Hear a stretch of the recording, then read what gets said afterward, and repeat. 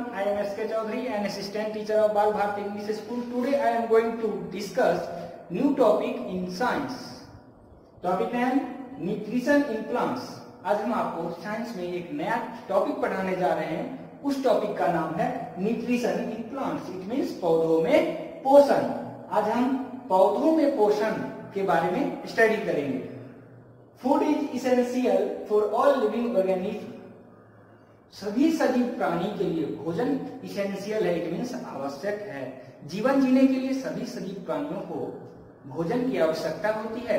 वो भोजन कहाँ से पूर्ति करते हैं, इट मीन्स भोजन कहाँ से प्राप्त करते हैं, कौन सी विधि के द्वारा प्राप्त करते हैं, कौन से मोड के द्वारा प्राप्त करते हैं, आज हम उसके बारे में स्टडी करेंगे। पौधों में पोषण की विधियां, mode of nutrition in plants. Plants में न्यूट्रिशन के कौन कौन से मोड हैं, विधि हैं, उनके बारे में स्टडी करेंगे। चलिए सबसे पहले न्यूट्रिशन के डिफिनेशन को जान लेते हैं। Nutrition refers to the complete process of taking in food by living organism and using it to perform daily activities and growth. Nutrition एक संपूर्ण प्रक्रिया है। By the living organism, सजीव प्राणियों के द्वारा भोजन ली जाती है और उस भोजन का यूज ग्रोथ और डेली एक्टिविटीज में करते हैं। फिर से क्लियर हो लेते हैं। न्यूट्रिशन क्या है कि न्यूट्रिशन सजीव प्राणियों के द्वारा भोजन लेने की एक संपूर्ण प्रक्रिया है और उस भोजन का use living organism daily activities और ग्रोथ में करते हैं। डेली एक्टिविटीज इट मीन्स दैनिक कार्यों को करने के लिए जो भी वर्क होता है, फिजिकल वर्क होता है, मेंटली वर्क होता है, उनके लिए। इसके अलावा ग्रोथ इट मीन्स बढ़ने में। यहां क्लियर हो गया। अब दो मोड ऑफ न्यूट्रिशन है, एक ऑटोट्रॉपिक न्यूट्रिशन और दूसरा है हेटेरोट्रॉपिक न्यूट्रिशन। ऑटोट्रॉपिक न्यूट्रिशन क्या है, इसको हिंदी में स्वपोषण कहते हैं। इसको क्या कहते हैं, स्वपोषण कहते हैं। चलिए इसके बारे में हम जान लेते हैं। ऑटो मीन्स होता है सेल्फ, ऑटो मीन्स सेल्फ, और trophs means nourishment. Trophs means nourishment. इसका नरिशमेंट का हिंदी जो होता है वह पोषण होता है। क्या होता है, पोषण होता है। ये ऑटोट्रॉप से ही क्लियर हो जाता है। ऑटो मीन्स सेल्फ और trophs means nourishment. It means वैसे लिविंग बीइंग्स जो अपना पोषण खुद प्राप्त कर ले। सेल्फ मीन्स खुद। चलिए इसकी डिफिनेशन को थोड़ा सा देख लेते हैं। The mode of nutrition in which living organism make its own food is called autotrophic nutrition and such organism are called autotrophs. ये पोषण की वो विधियां हैं जिसमें सजीव प्राणी, ये पोषण की वो विधियां हैं जिसमें सजीव प्राणी अपना भोजन खुद तैयार कर लेते हैं। खुद तैयार कर लेते हैं, उसको हम ऑटोट्रॉपिक न्यूट्रिशन कहते हैं। और जो जीव इस तरह के न्यूट्रिशन को करते हैं वो ऑटोट्रॉप्स कहलाते हैं। क्या कहलाते हैं, ऑटोट्रॉप्स कहलाते हैं। इसके एग्जाम्पल की बात करते हैं तो ग्रीन ट्रीज। ग्रीन ट्रीज जो होते हैं वो ऑटोट्रॉपिक न्यूट्रिशन करते हैं। इट मीन्स हम जानते हैं कि हरे पौधे जो होते हैं वह अपना भोजन खुद तैयार करते हैं। कौन सी प्रोसेस के द्वारा, तो फोटोसिंथेसिस प्रोसेस के द्वारा। ये क्लियर हो गया। ऑटोट्रॉपिक न्यूट्रिशन क्या है, तो वैसा मोड ऑफ न्यूट्रिशन जिसमें लिविंग बीइंग्स अपना भोजन खुद तैयार करते हैं और उसका यूज ग्रोथ में करते हैं, डेली एक्टिविटीज में करते हैं। क्लियर है। अब आगे चलते हैं heterotrophic nutrition. Heterotrophic nutrition, heterotrophic जो है यह दो वर्ड से बना है, एक हेटेरो और दूसरा टॉपिक। हेटेरो मीन्स होता है अदर्स और टॉपिक मीन्स होता है नरिशमेंट। वैसे जीव जंतु जो अपना पोषण दूसरे से प्राप्त करे, दूसरे से कहने का मतलब रेडीमेड प्राप्त करे, जो दूसरे के द्वारा निर्मित किया गया हो और उसको एज ए फूड में लेते हैं। चलिए इसके डिफिनेशन को देख लेते हैं। इसको हिंदी में पर पोषण कहते हैं। क्या कहते हैं, पर पोषण। इट मीन्स जो अपना पोषण दूसरे से प्राप्त कर ले। पर मीन्स दूसरे से प्राप्त कर ले। चलिए the mode of nutrition, the mode of nutrition in which living organism take in readymade food prepared by plants. इस पोषण की विधि में लिविंग ऑर्गेनिज्म सजीव प्राणी जो भोजन लेते हैं वह रेडीमेड होता है। और किसके द्वारा प्रिपेयर किया हुआ होता है, तो प्लांट्स के द्वारा। किसके द्वारा, प्लांट्स के द्वारा। फिर से क्लियर हो जाइए। इस मोड ऑफ न्यूट्रिशन में लिविंग ऑर्गेनिज्म अपना भोजन प्लांट से द्वारा जो खाना तैयार किया जाता है उसको लेते हैं। इट मीन्स रेडीमेड फूड लेते हैं। रेडीमेड वर्ड जो है प्रदूषण के द्वारा बनाया गया जो भी वस्तु होता है या खाना होता है वो रेडीमेड कहलाता है। Such type of organism are called heterotrophs, और वैसे ऑर्गेनिज्म जो इस मोड ऑफ न्यूट्रिशन को करते हैं उनको हेटेरोट्रॉप्स कहा जाता है। क्या कहा जाता है? हेटेरोट्रॉप्स। इसका हिंदी होता है परपोषी। क्या होता है? परपोषी। और ऑटोट्रॉप्स का स्वपोषी, ऑटोट्रॉप्स का स्वपोषी और हेटेरोट्रॉप्स का परपोषी। स्व मीन्स खुद से और पर मीन्स दूसरों से। इससे क्लियर हो गया? चलिए ये दोनों पॉइंट्स को जानने के बाद एक अगला जो हमारा पॉइंट है वो the process of photosynthesis. Photosynthesis process यह बहुत ही इंपोर्टेंट है। चलिए इसको थोड़ा सा जान लेते हैं। फोटोसिंथेसिस प्रोसेस क्या है? चलिए ने प्रोसेस ये आया कहां से? तो सबसे पहले फोटोसिंथेसिस प्रोसेस को चार्ल्स रैन वार्नर ने क्वाइन किया था, खोजा था। कितने ईस्वी में? तो 1893 में। ये फोटोसिंथेसिस जो है सबसे पहले चार्ल्स रैन वार्नर के द्वारा 1893 में क्वाइन किया गया था, खोजा गया था। ये क्लियर हो गया? ये आपका जनरल नॉलेज है, ठीक है?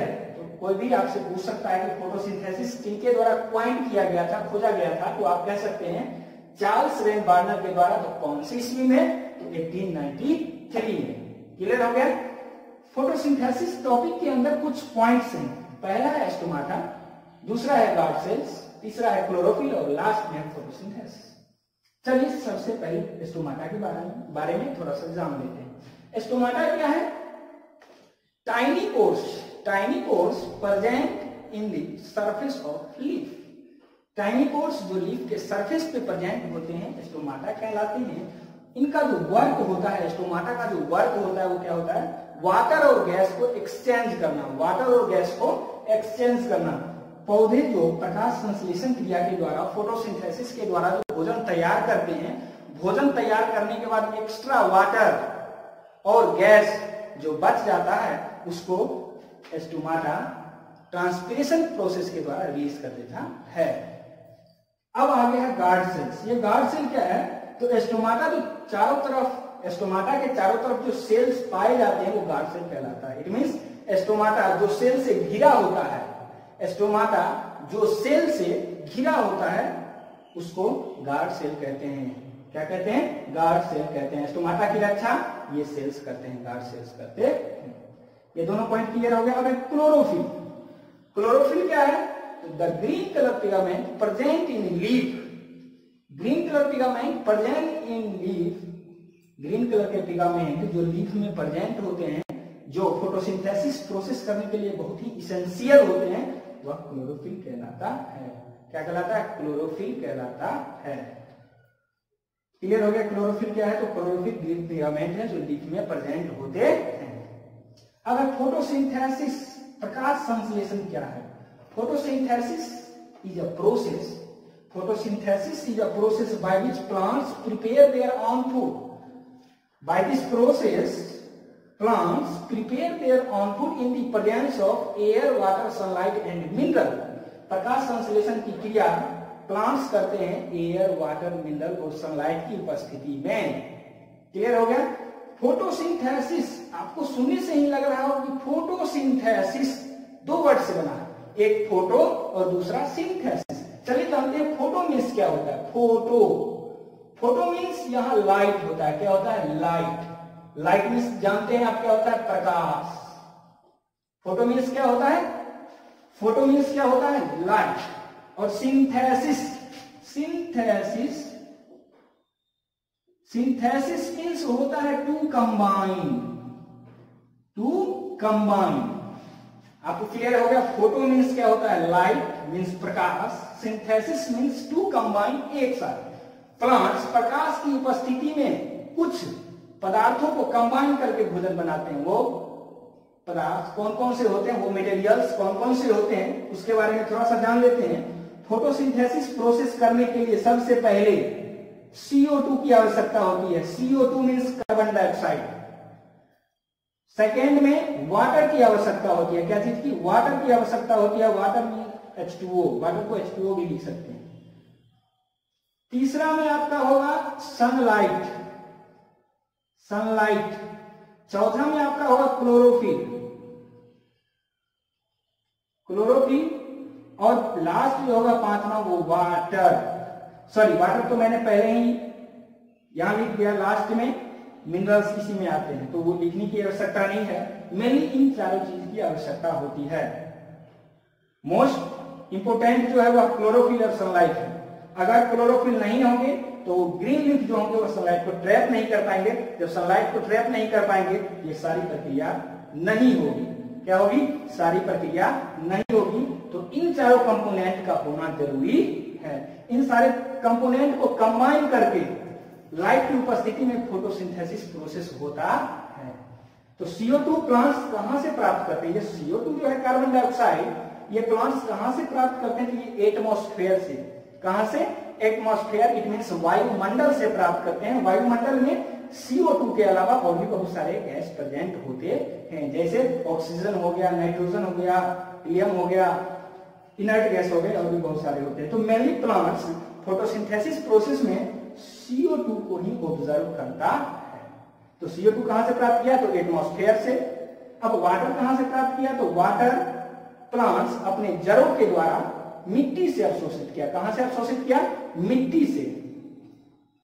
क्लियर हो गया यहां तक? अब सनलाइट की बात करते हैं। तो सनलाइट, सन से जो लाइट निकलता है, सन से जो ऊर्जा निकलते हैं, उनको ये ट्रैप करते हैं। उससे सूर्य की रोशनी ही सनलाइट कहलाते हैं। वो सूर्य की रोशनी से ऑलरेडी प्लांट्स को मिलते हैं। अब क्लोरोफिल ऑलरेडी ग्रीन लीफ में प्रेजेंट होते हैं। यहां क्लियर हो गया?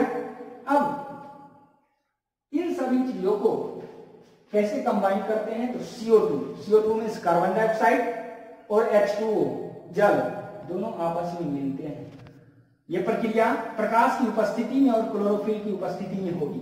ये जब भी प्रक्रिया होगी तो सनलाइट की उपस्थिति अनिवार्य है और साथ साथ क्लोरोफिल का होना भी जरूरी है। इन सबों को कंबाइन करके प्रोडक्ट के रूप में क्या बनाते हैं? तो कार्बोहाइड्रेट। कार्बोहाइड्रेट क्या है? तो एक सिंपल स्टार्च है। कार्बोहाइड्रेट को प्लांट्स एज ए फूड लेते हैं, भोजन के रूप में लेते हैं। और O2 means oxygen gas plants product के रूप में रिलीज करते हैं। क्या करते हैं? प्रोडक्ट के रूप में रिलीज करते प्लांट्स प्रकाश संश्लेषण की क्रिया में CO2 H2O को कंबाइन करके सनलाइट की उपस्थिति में, क्लोरोफिल की उपस्थिति में एज ए प्रोडक्ट उत्पाद के रूप में कार्बोहाइड्रेट, तो कार्बोहाइड्रेट का यूज वो भोजन के रूप में कर लेते हैं और O2 को, ऑक्सीजन को इन्वायरमेंट में रिलीज कर देते हैं। यहां तक क्लियर हो गया होगा? कोई भी डाउट नहीं होगा? अब एक थोड़ा सा लाइन लिखा हुआ है, life would be impossible on the earth in the absence of photosynthesis. Life would be impossible on the earth, पृथ्वी पर जीवन संभव नहीं है in the absence of photosynthesis. प्रकाश संश्लेषण की अनुपस्थिति में हम पृथ्वी पर जीवन की परिकल्पना भी नहीं कर सकते हैं। कैसे? तो इसको प्रूफ करके अभी हम दिखाते हैं। प्रकाश संश्लेषण क्रिया करने के लिए प्लांट्स को CO2 की आवश्यकता होती है और ह्यूमन बींग्स एंड एनिमल्स को रिस्पिरेशन क्रिया करने के लिए O2 की आवश्यकता होती है।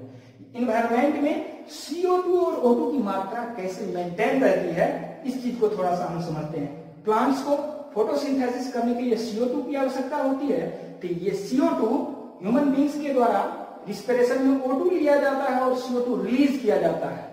इट मीन्स श्वसन क्रिया में हम ऑक्सीजन लेते हैं और कार्बन डाइऑक्साइड छोड़ते हैं, और जो हम कार्बन डाइऑक्साइड छोड़ते हैं वो कार्बन डाइऑक्साइड फिर से कहां चला जाता है? एनवायरमेंट में चला जाता है, और उस कार्बन डाइऑक्साइड का यूज प्लांट्स फोटोसिंथेसिस में करते हैं। और फिर plants as a product O2 release करते हैं, ऑक्सीजन रिलीज करते हैं, और फिर उस ऑक्सीजन का use human beings, animals respiration में करते हैं।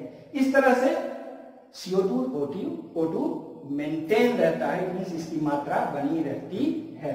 इसके अलावा प्लांट्स कार्बोहाइड्रेट्स के अलावा फैट्स और प्रोटीन्स भी भोजन के रूप में लेते हैं।